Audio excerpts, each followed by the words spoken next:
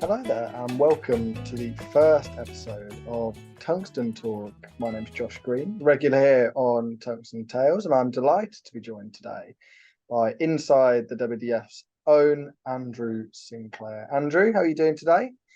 I'm very good, Josh. Looking forward to kind of doing the pilot of this and chatting about some darts, the World Cup, and all sorts of other stuff as well.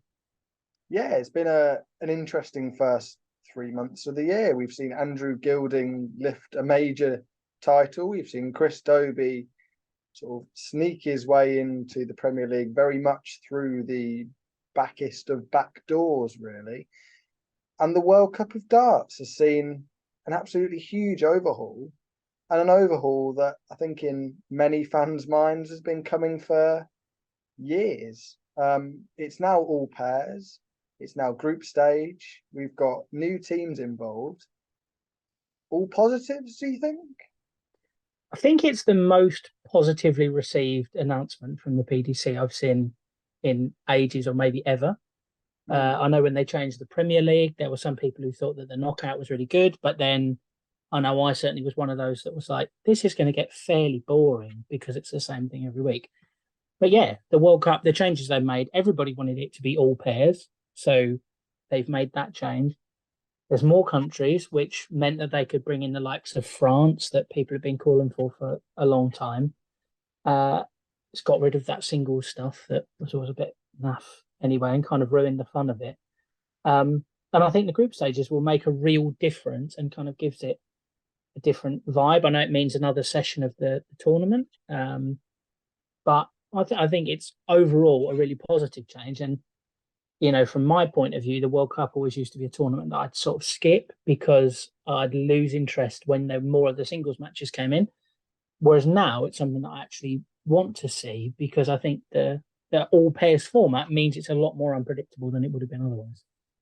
Yeah, I tend to agree with you there. I was the one of the people that if I was just sat at home, I would watch the opening round, see the players that we don't get to see week in, week out on the tour, and then once we were at that single stage, then I would lose interest. But I think with the new additions and with the way the format's going to be, there's so much more excitement around it. And I think it really is a recipe for shocks. You've got teams like, I think, particularly in the past, a team like Singapore with Harith and Paul Lim. Imagine if this format had changed 4 or 5 years ago. They'd have been a real danger in this tournament. You mentioned France earlier as well. Thibaut Tricol and Jacques Larbe, both very accomplished players. I know Larbe's not had the best start to his PDC career, but he's a very good player, and Thibaut Tricol's obviously got the standard to compete with these top players. Teams like that, who have got two very solid players, have more of a chance than ever at this World Cup. Oh, absolutely. And I think there's, other countries as well, like Northern Ireland, for example. This time last year, Dolan and Gurney were struggling for form a little bit. Whereas you look at this year, Daryl Gurney, I think, has qualified for 7 of the 8 Euro tours through the qualifiers. Dolan's qualified for a number as well. And they both feel like, even if they're not always getting the results, they're playing a lot better than they were. And you put that in a pairs format, as long as you hit enough doubles between you, you're going to be really competitive. I think you're still going to have a couple of nations, including a couple of the new ones, that are going to find the jump a bit hard, either because they don't have that one elite player. So, like a Portugal, for example, okay, Jose's not playing tremendously well at the minute, but he's still a former major winner. He's still an elite player. He's still one of the PDC's top 16. He can carry the other person along a fair bit of the way as long as they're a competent mid 70s, 80s average player. Bahrain, for example, or Iceland or Ukraine, they're not going to have someone who's a 9,500 average player. So they're going to find it harder to compete, especially if they say get out of the group. If you look at the new format, it gets really long towards the end. I think the finals, is it 19? Best of 19, the final? Which, I mean, that's a lot of darts in a pairs game. And it's harder for you to sustain that high level for that long if you haven't got the experience of doing it, particularly in a pair setting. Yeah, and I think something that I was talking to someone about earlier is the sort of not the practice, but the experience in the pairs format is going to be so differed throughout the whole tournament. You look at, let's say, the Dutch and Dirk van Dijvenbode and Michael van Gerwen are likely going to be the team there. Well, the last time they played pairs was a year ago at the last World Cup. The same goes for the English pair or the Scottish pair. But players that play local tournaments, maybe county darts, that sort of standard, they might have had more exposure to this. We know over in Asia, it's a huge thing playing pairs darts. So when Team Japan come in, Team Singapore, we know Paul and Harith have played together for many years. That's just going to be another mark in the positives for those teams, and another reason why they can cause an upset. Yes, it probably doesn't apply to some of the teams you mentioned there, like the Icelands and the Bahrains, but definitely there's some teams that will go in there with much more of a chance this year than they did in previous years. Yeah, I think there are sort of two teams there that really interest me. So one is New Zealand, where you've got Ben Robb and Warren Parry, who are playing the sort of the more WDF circuit darts, where you look at those weekends, every weekend of those, there's a pairs on the Saturday, there's a singles on the Saturday, a pairs on the Sunday, or the other way around. So even if Ben and Warren aren't playing with each other regularly, they're playing pairs 12 times a year at those WDF competitions, plus for their clubs, plus for, DPNZ or, whatever. So they have so much more experience of pairs darts. Okay, it might not make a difference against Scotland or Holland or England or whatever, but certainly the group stage, if you're playing Hungary or Poland or whatever, it might make a big difference if actually you're used to it. And then on the flip side, the other team that I think are really interesting are Team China. Because if you look, the China Premier League that they're playing is still remote. They're still playing in their kitchens, their bedrooms, wherever. And one of them, Zhao Chen Zong, the panda, he couldn't come to the World Championships last year because of health issues and his vaccination, and he couldn't have it for some reason, which meant he couldn't come. In theory, he's not played in-person darts for a long time. So, like, how do you go from not playing in-person darts for ages to then your first in-person game in however long is on the TV representing your country and you're playing pairs? You're not just playing with yourself. You've got to find a rhythm of your once every four goes. So I think it'd be really fascinating to see how they get on, because he's been chucking some really good averages online. I know he threw a 9 darter online, and he obviously won that China Premier League. He's probably their top player, but we've not seen him play proper darts, as it were, for a long time. So for that reason, I think the Chinese team will be interesting from a I'm curious point of view, rather than because I think they're going to cause a major upset. But yeah, New Zealand are someone that I think, jet lag aside, could do some damage because they have that pairs experience.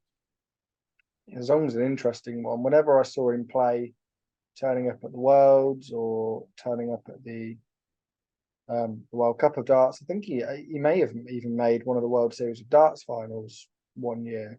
I could be wrong there, but I've always been very impressed with him. Not necessarily with the averages or the numbers that he produced, but the throw was always looked very, very good and very solid.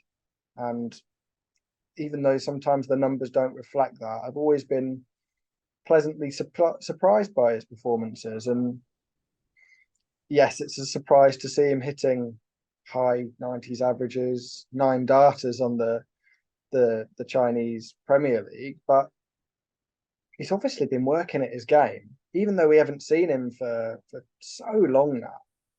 He's been working at his game, and I think what we're going to see in the World Cup of Darts in a couple of months' time is probably going to be a very different player to what we saw those couple of years ago. And let's hope that's the same for a few of the players that we haven't seen. I know you mentioned Ukraine before, but there were some sort of sparks from Omlachenko we saw at the Worlds. 1-4-3 finish against Luke Woodhouse. He sort of hung in there, and many people thought, including myself, that he was going to roll over and probably average high 60s, low 70s. And he came and gave it a real go. And I think there's a few players in the tournament this year that might surprise us, and I think Zong is definitely one of them. Yeah, absolutely. I think that the talent is definitely there. It's just for me, it's a case of the adjustment to playing on television and on the stage and actually with people in the same room as you. So that will be interesting to see. I think in terms of like an outsider team or something like that, I think the Czech Republic are going to be really, really dangerous because Gavlash obviously had that really good run at the UK Open, sort of found his TV legs, as it were. And Sedlacek's capable of tremendous things. He's a great power scorer.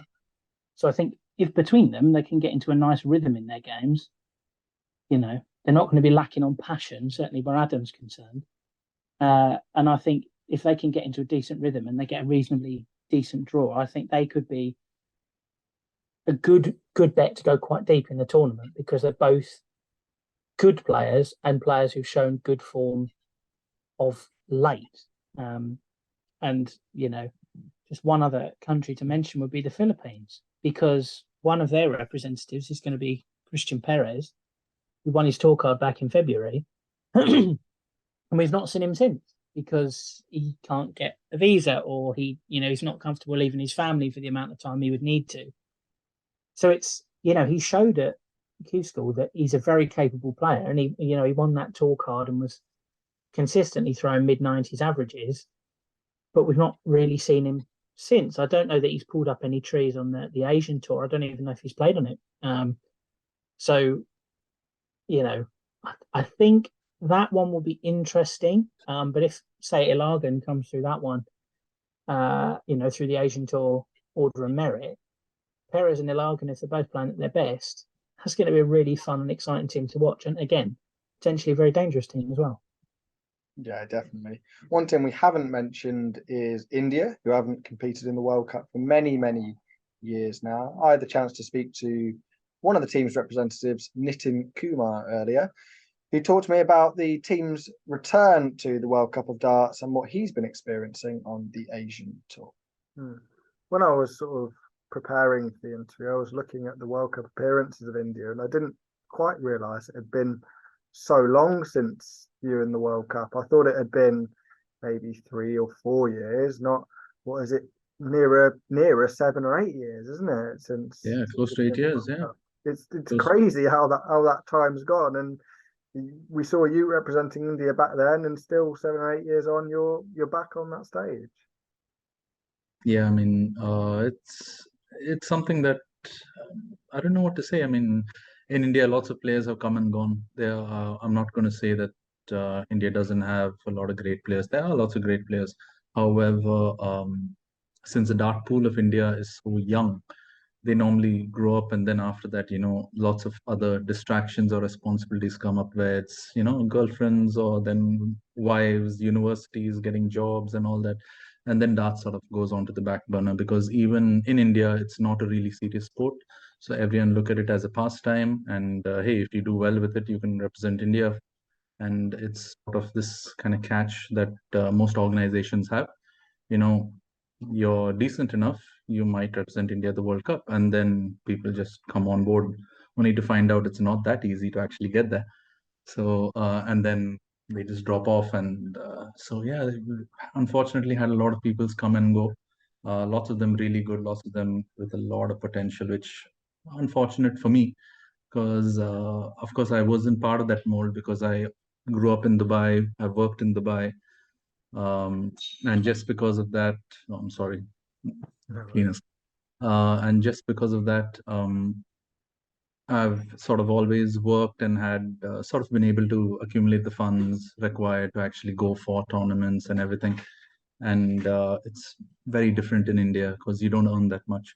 And I do totally understand that with them, it's a lot harder for them to actually go for tournaments consistently, like me trying to go for the Asian tour and everything. Doing a tournament every 2 months or 3 months is hard for most people. And in most cases, right now it's 2 tournaments a month. So yeah, so it's difficult. Even for me also right now, I couldn't get leave of work. I couldn't go for the first 2. Of course, I have a few stores and all that I have to open and stuff like that. So Philippines, I'll be going for. I'm really, really waiting for that. Can't wait. It's been quite a while since I've gone for these tournaments as well. You mentioned earlier about playing in the PDC World Championship and that being obviously an individual event, the World Cup being a team event where you're representing yourself, your playing partner, and obviously the nation you're actually representing. Is that just a completely different type of pressure that you're under? Totally different, and it's I don't have enough tournaments on stage under my belt to handle the pressure already, and it's quite hard. But in one way, you can also say that it's kind of okay because you get to share the load as well with your partner, and we get to sort of push each other. And this is something which I think I'm really looking forward to playing with Prakash, because he's a different player which I haven't seen from India. All right, and he has the accolades. He's a former PDC tour card holder. He knows what to do when, and for a change, I can learn from someone who's representing India, and that's something I'm really looking forward to. I think in previous years, whether it be World Cup and things like that, maybe you've been seen as the captain of the team before, but with Prakash coming in, he's got that experience of being a tour card holder, playing week in, week out in big tournaments over here.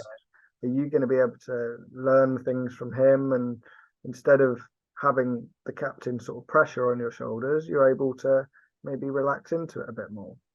No, of course, 100%.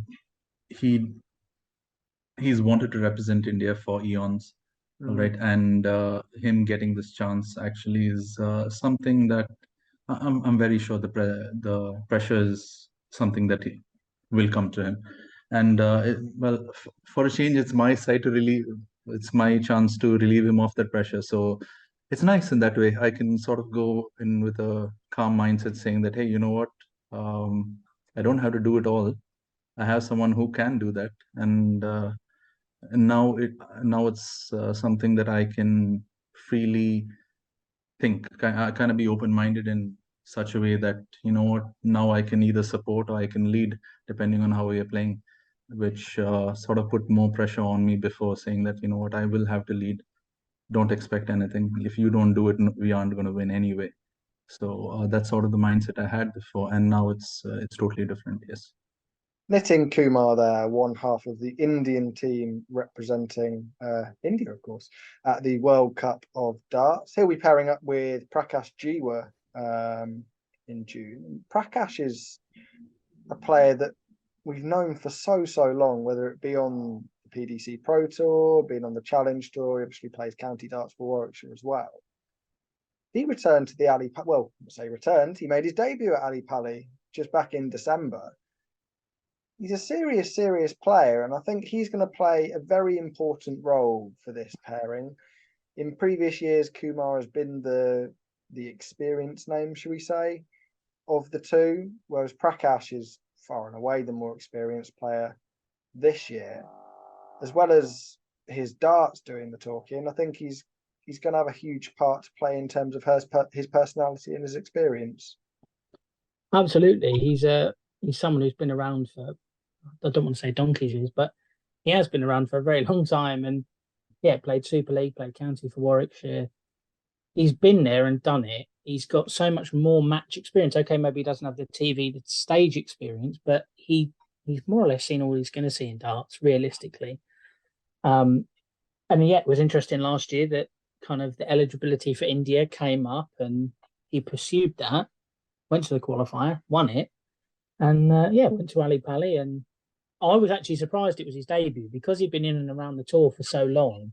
I assumed he must have played at least once, even if he'd lost in like the prelims 15 years ago or something.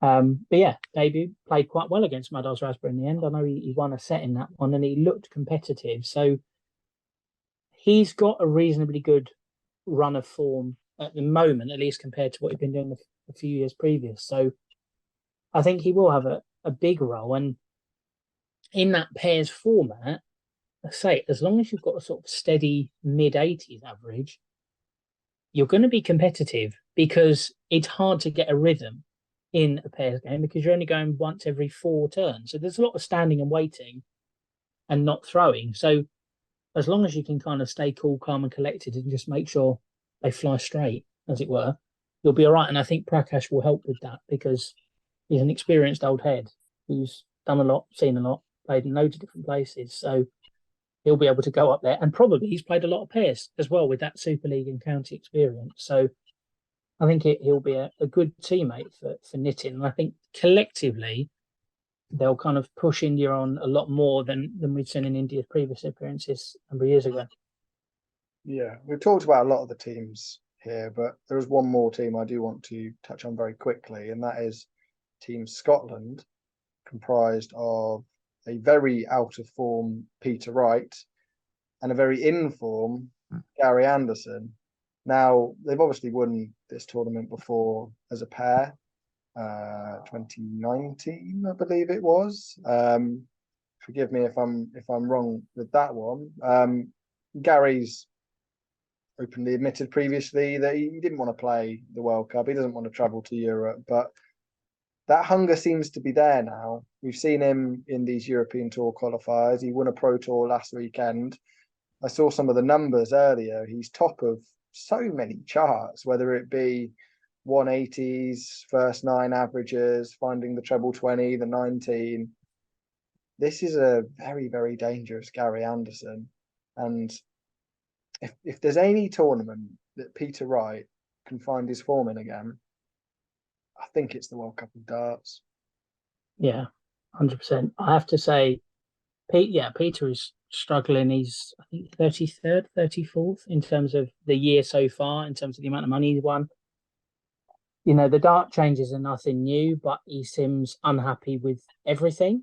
And I have no real confidence in him. You know, there was the Euro Tour this past weekend where he played, I'm going to butcher his name, the German chap, Ricardo. I'm not going to try the surname, actually, save embarrassing myself. Ricardo Pietrezco, I believe it's. That's the one. That sounds exactly right. When Peter played him, I was just like, Wright's going to lose this. And it was 6-5. It was close, but Wright averaged, high 80s. It wasn't anything special, and you never got the sense that he was going to win. So, yeah, he's struggling, but I think a pairs tournament can help. And if he can find even a little bit of something, then that leads into the World Match Play around the corner, and then the match play leads into, the rest of the season from there. And yeah, as long as you're peaking, don't want to say Michael Van Gogh and doing the right things at the right times, but as long as you're peaking towards that end, like you can afford a lull in the season now because there's a lot more big tournaments to come. But on the Anderson thing, I love how well he's playing. I'm a big Gary Anderson fan, mostly because he's grumpy and so am I. So I feel like there's a lot of similarities between us. But there seems like an extra level of sort of aggression when he's playing this year that there's not simply for a long time. For a long while, it seemed as though it's like, I can't really be bothered with this darts monarchy anymore. And the body language is never that positive. But now there's a determination. He played really well at the UK Open. Looked really dangerous. As you said, he's top of almost all those data charts. I saw that tweet earlier. And yeah, won that Pro Tour. And really, I'd felt for 4 or 5 Pro Tours this season that he probably could have won it. And I think the biggest sign, the motivation, is those Euro Tours, which he swore that he'd never go on the Euro Tour. He wasn't bothered. He didn't care. He was all right just staying at home and only going abroad for like a World Cup or a Pro Tour. But yeah, he's actually pushing himself to play on those Mondays and do those Euro Tour qualifiers. And it means that he's playing more. And I think with playing more, he's found that run of form. So yeah, long may it continue, because a good flying Scotsman is good for darts. Yeah, definitely. I can agree with that sentiment more. I think they're two of the players that are sort of top and bottom of the respective form charts. It's hard to pick out any of the players that are really bombing along right now. I think Going Price is the one over the last 2 or 3 weeks. Absolutely magnificent on that European tour. And I think he's starting to turn that Premier League corner as well. As we speak now, he's second in the table. Michael Van Gerwen's lead looks pretty unassailable, but as long as you make the top 4, you're happy as a Premier League player. aside from himself and Gary, nobody's really putting down a huge marker at the moment and saying that they're there to win tournaments, are they? No, I've been very impressed with Dirk van Dijvenbode this year. I think he's won almost 60k in prize money, and he looks consistently, he's throwing 100, 104, 101, 97. He looks in good nick, and I think if he can maintain that, he's going to make sure that he's a danger in tournaments throughout the year. He's someone who's going to be on all the Euro tours and stuff like that. Whereas if you look at, say, a Michael Smith, he's going to find it, he's going to have to come through the qualifiers for those Euro tours towards the end of the season. So Dirk's in a good position. I would have said Dave Chisnell because he won that first Euro tour, but Dave is a very frustrating player to watch because when he's on and you can tell he's practicing and you can tell he's motivated, he throws scary averages. But then it's sort of like, oh, I've won a tournament now, I'm all right. And then it's sort of the form dips again. And then you kind of sense he's on the way back up, and then he'll win like a pro tour. And then you're like, okay, fine. And then it sort of dips down again. So he's a strange one because outside of that Euro tour, he's not been overwhelmingly great, but he's still won a reasonable chunk of money this year. I don't think that, sorry, forget that. In terms of the new tour card holders, of people that have made an impact on me, I think the obvious one is Richard Veenstra because he has, looked very impressive at most of the pro tours. He's regularly, winning, getting to a board final or winning a board. So he's someone I've been very impressed by and not that surprised by. Obviously, introduced me at the start. I'm someone who's got a vast knowledge of the WDF side of things. He has been one of the best players in that system for years, the better part of a decade. He's someone I've always described as streaky because he'd either be 105 average, 75. There generally wasn't a huge amount in between. You saw that at Lakeside last year when he broke the record average and then struggled in the semi-final. But now he doesn't seem to be that kind of streaky player anymore. He's sort of mid-90s all the time. And I don't know if that's just him now playing with better players all the time. He's kind of hitting it at a different level. He's motivated in a different way. Dylan Slevin, the young Irish lad, he's got quite a decent amount of money. He got to, I think, was it a final, an early final on the Pro Tour or semi-final early on? He's looked good. Jean Van Veen, young Dutchman, he's looked very good as well. And he looked good in those Pro Tour appearances last year. And I think the only other person I want to mention, and this is purely because he's surprised and impressed me in equal measure this year and last year, is Ross Montgomery. I was beyond stunned when he went to Q-School because he told me explicitly, I'm never going there, and a load more expletives besides. He then went there, and I thought, well, he's not going to win a card. And then he won one outright. I thought, okay, right. And last year, he won £9,500 all year. And he, for a number of those events, didn't quite look up to it. And then during the off season, he had an elbow issue, I believe it was, and he had some treatment to sort that out. This year, he's won £7,000 already. Now, he's not quite the level of like Andrew Gilding or Martin Lukeman last year, who, after a middling to poor first year, then had a massive second year. But Ross looks a lot more competitive and a lot more comfortable on the tour now than he did last year. He's winning a lot more games, obviously, because of the prize money he's picked up. He got to, I think it was the last 16 of the first Pro Tour of the year, and actually was well ahead in that game as well. I think he was 5-2 up before losing to Van Veen. So Ross has been really good this year, and the games that he's lost have often been 6-5s, and they've been games that he's been in. So from that point of view, as someone who's been watching Ross play darts for a very long time, it's been quite pleasing to see. The only thing that's not working for him at the moment, he's not qualified for any of the Euro tours. I think he only managed to get to one last year. He's not on any this year. So that is a blow, but at the moment he's well on course to play in the Players' Championship finals, which would at least be a TV appearance. So hopefully we'd get to hear the boss walk on.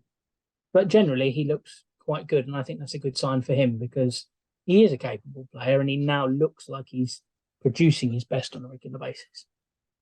Yeah, it's so easy for players to get completely lost in the shuffle with the PDC, isn't it? You mentioned Van Veen there.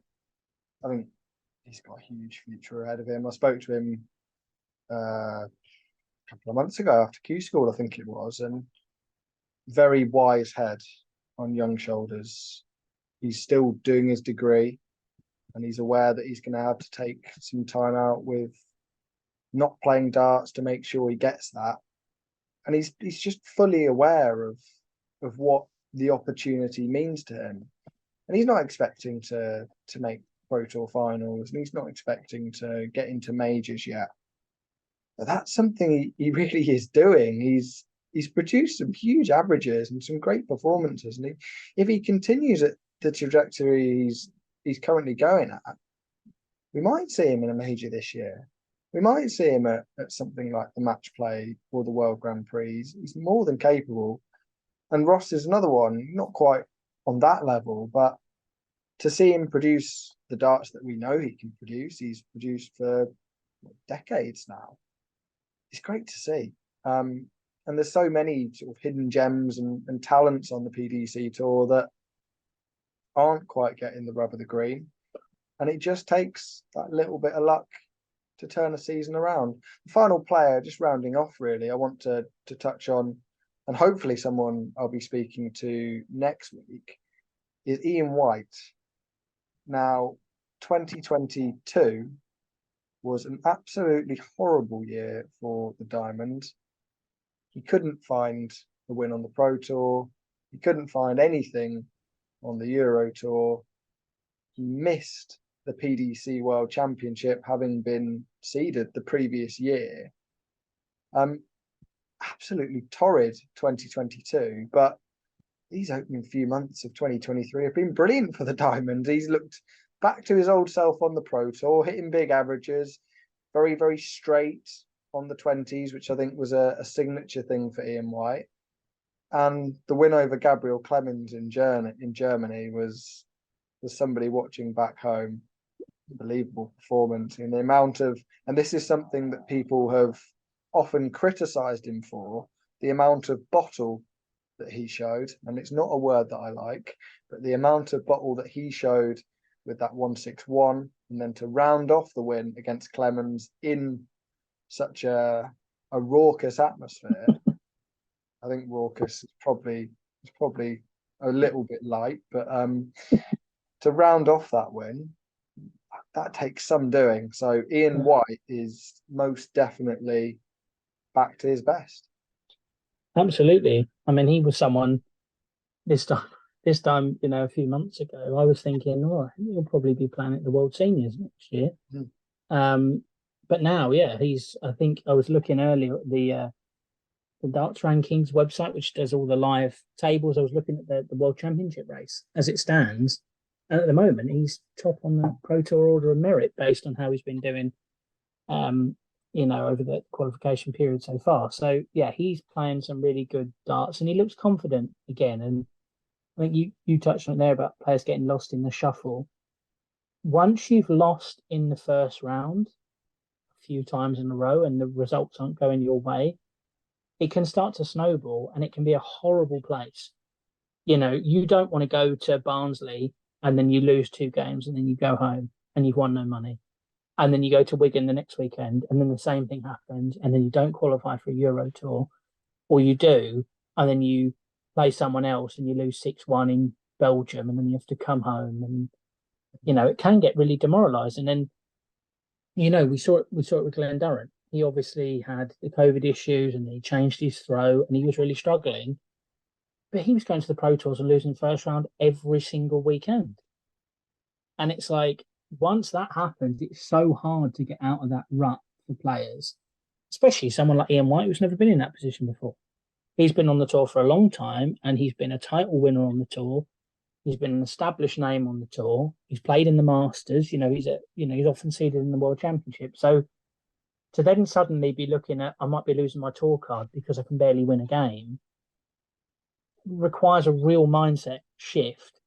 And I know from interviews I've heard elsewhere and stuff, he's been dealing with some health problems, which seems to be behind him now. And yeah, he's fighting fit, playing great darts, and yeah, certainly showed some bottle against Clemens. And I think raucous was probably a bit polite. I think he probably could have used some stronger terms there for that German crowd. But yeah, no, fair play to him. It's nice to see him playing well again. Although hopefully not too many dabs from him in the near future. Hopefully that's the thing of the past. Well, hopefully I'll be speaking to Ian sometime next week, and you'll be able to hear him possibly here over on Tungsten Tales at least. Thank you very much for joining me this week, Andrew. It's been nice chatting and running through what we've got coming up with the World Cup and looking into a few of the players' futures and past. Really appreciate your time, and hopefully see you again in a couple of weeks. Absolutely. Thank you very much for having me. Absolute pleasure. Well, stay tuned to Tungsten Tales for plenty more interviews coming up. We've got some big names on the roll over the next couple of weeks. Like and subscribe on this video, and we'll see you very, very soon.